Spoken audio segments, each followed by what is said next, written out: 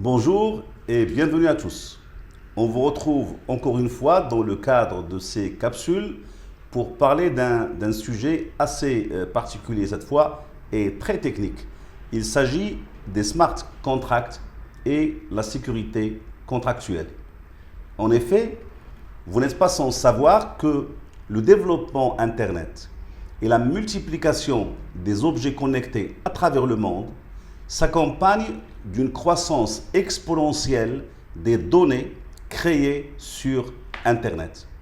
L'ensemble de ces milliards de données, c'est ce qu'on appelle communément les big data. Dans le même cadre, l'apparition de l'expression village global, encouragée par l'utilisation à l'échelle mondiale de l'Internet dans tous les secteurs d'activité, a contribué à l'unification et la globalisation de la société, ce qu'on appelle aujourd'hui société de l'information.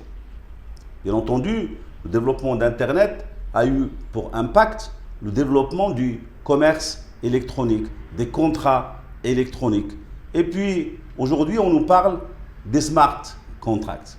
Alors, on est curieux et on voudrait savoir de quoi on parle, de quoi s'agit-il. Et pour cela, et pour parler de ce sujet, j'ai invité une lauréate du Master Droit des affaires et de l'entreprise qui a soutenu un mémoire sur la question, sur le sujet, les smart contracts et la sécurité contractuelle. Il s'agit de mademoiselle Fatem Zarabousta, à qui je souhaite la bienvenue. Bonjour mon professeur, bonjour à toutes et à tous. Alors avant de commencer, je tiens d'abord à remercier tout particulièrement mon professeur d'avoir dirigé ce travail avec beaucoup d'efforts et de patience. Je tiens également à exprimer ma gratitude et mon honneur d'être aujourd'hui l'invité du grand professeur et praticien de droit que vous êtes, espérant que mon intervention sera à la hauteur de votre confiance. Je vous remercie et je vous réitère mes souhaits de bienvenue. Merci. Maintenant, je vous pose la première question et je suis prudent parce que le sujet est technique. Je vous demanderai de définir les smart contracts. C'est quoi les smart contracts? En fait, les smart contracts sont des protocoles ou programmes informatiques qui s'exécutent automatiquement dès lors que certaines conditions prédéfinies se trouvent réunies. Ces smart contracts se trouvent sur les blockchains qui sont appréhendés comme une base de données sécurisée dont la sauvegarde est partagée. Les informations sont validées par des règles de consensus. Vous avez parlé de blockchain. Exactement. C'est quoi les blockchains donc? En fait, c'est une base de données sécurisée dont la sauvegarde est partagée et en fait qui fonctionne sans intermédiaire. Alors j'ai lu en vous lisant, en vous suivant, que l'idée maîtresse derrière le concept de smart contract est de garantir la force obligatoire des contrats, non plus par le droit, mais directement par le code informatique. Et dans ce cadre-là, on dit code is law. Le code, c'est la loi. Et c'est une formule célèbre d'un spécialiste qui s'appelle Lawrence Lessig. Alors, dans cet élan, je voudrais savoir, est-ce que ce nouvel outil qu'est le contrat intelligent permet une sécurité informatique et ça nous pousse à nous interroger sur les moyens mis en œuvre sur le plan technique et juridique. En fait, les smart contracts nécessitent l'étude de la protection qu'ils confèrent aux transactions, d'abord d'un point de vue juridique et puis d'un point de vue technique. En ce qui concerne le volet juridique, en fait, jusqu'à présent, les smart contracts sont inconnus à la sphère juridique. Et cela nous pousse à se poser la question comment appréhender ces mécanismes dans la sphère juridique marocaine.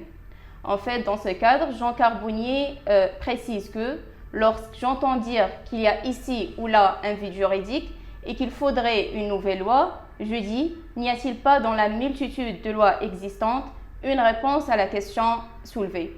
Dans ce cadre, il convient de mentionner que le législateur marocain avait déjà mis en œuvre des lois réglementant le cadre numérique, tel le cas de la loi numéro 0703 relative, en fait, complétant le code pénal et relative aux infractions en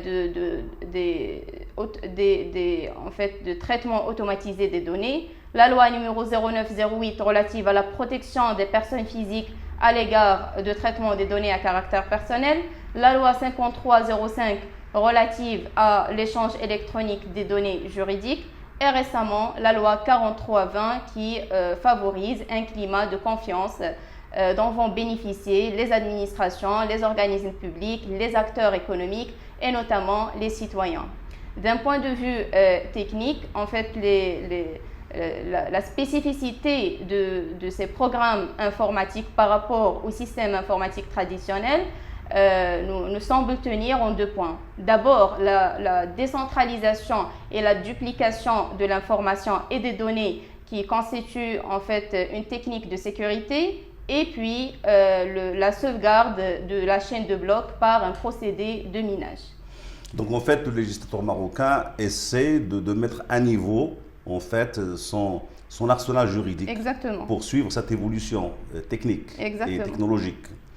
Est-ce que cette technologie justement des smart contracts pourrait être consacrée en tant que mode de preuve et se voir reconnaître devant les juridictions marocaines?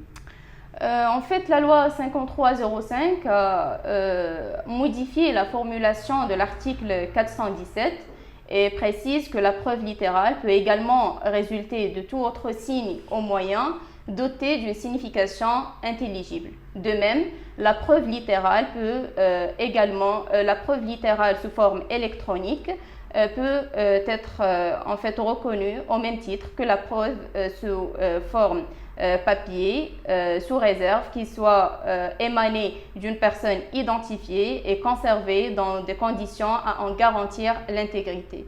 Donc, trois critères doivent être réunis, à savoir l'intelligibilité, l'identification et l'intégrité. Pour ce qui est de l'intelligibilité, il n'est pas possible à partir de l'empreinte blockchain de revenir aux données originaires et de les reconstituer.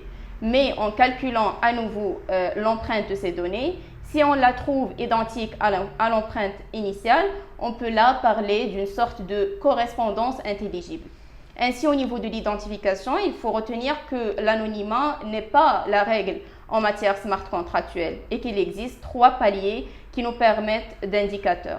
D'abord, on a le premier palier qui sont les blockchains anonymes et qui n'ont pas la qualification d'écrit juridique tout simplement parce que l'auteur n'est pas identifié.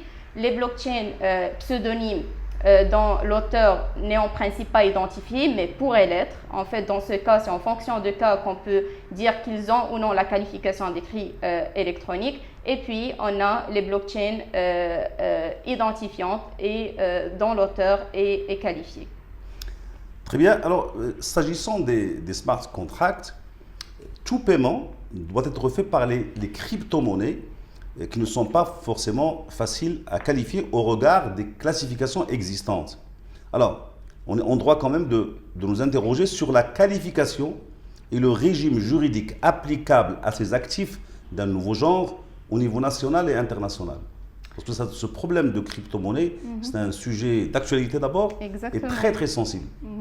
En fait, c'est un sujet d'actualité par excellence. Commençons d'abord par une petite définition des crypto-monnaies qui sont des unités virtuelles puisqu'ils n'ont aucune forme physique. Ils sont en fait stockés sur des logiciels et s'échangent de pair à pair sur un système informatique décentralisé ou blockchain. Au niveau national, l'Office marocain d'échange considère que les transactions effectuées via les crypto-monnaies constituent une infraction à la réglementation d'échange. Alors c'est une infraction, mais est-ce que cela a empêché les Marocains d'utiliser cette technologie et de faire recours à la crypto-monnaie? En fait, en 2021, 2,4% des Marocains étaient en possession de crypto-monnaies, selon l'étude, bien sûr, d'une société de paiement en crypto-monnaie qui classe le Maroc en tant que 24e utilisateur mondial des crypto-monnaies. Et donc la pratique, en quelque sorte, consacre l'usage des crypto-monnaies. Exactement. Mais la loi, et du moins en tout cas la loi spécifique de l'Office d'échange, considèrent que c'est un délit. Oui, exactement. Bon, on reviendra sur le sujet plus tard de manière autonome, en quelque sorte. En attendant, il y a une question qui s'impose. Parce que quand on parle de contrats intelligents, il faudra quand même dire aux auditeurs que les contrats intelligents ne sont pas des contrats électroniques. Exactement. Même s'il y a un rapprochement qui peut être fait. Alors, dans les deux cas, il s'agit d'adapter le droit des contrats aux mutations technologiques. Comment peut-on distinguer entre les deux cas? Alors, les contrats électroniques ne sont pas les smart contracts. Et cela apparaît d'une part au niveau de la qualification et puis au niveau de l'exécution. Au niveau de la qualification, les contrats électroniques sont des contrats ordinaires mais effectués dans un univers virtuel. Or, il reste jusqu'à présent difficile d'envisager les perspectives contractuelles que les smart contracts recouvrent. Pour certains auteurs, en fait, ils sont furieusement des contrats plus ou moins étranges et pour d'autres, ils ne sont pas. Au niveau de l'exécution, les contrats électroniques nécessitent l'intervention d'un tiers dans la mise en œuvre et l'exécution. Or, les smart contracts s'exécutent automatiquement dès lors que certaines conditions prédéfinies se trouvent réunies. Très bien. Maintenant, nous avons atteint un niveau de réflexion et on voudrait s'interroger sur les applications des smart contracts qui sont consacrées par la pratique. Alors, aujourd'hui, la pratique consacre des applications des smart contracts au niveau des banques, de la finance, des assurances, qui sont en fait les secteurs d'activité concernés par excellence. Ainsi, le virement international s'y prête bien, dans la mesure où il fait intervenir des intermédiaires, de nombreux intermédiaires, source de coûts et de lenteur. Alors là, le smart contract intervient pour programmer l'argent et permet en fait le virement une fois les conditions prédéfinies sont réunies.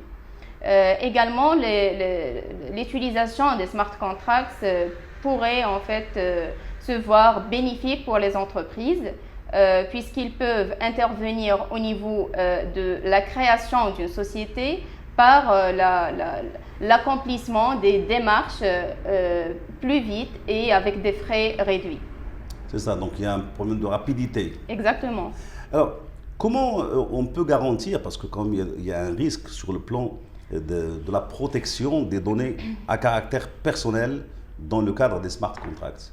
En fait, l'un des premiers problèmes rencontrés concerne la protection des données à caractère personnel, puisque l'intangibilité attachée à la blockchain, si rassurante prime abord, en fait contrevient à la protection des données à caractère personnel des utilisateurs qui se trouvent interdits de faire valoir leurs droits octroyés par la loi numéro 0908, à savoir le droit à l'actualisation, à la rectification ou brouillage des données.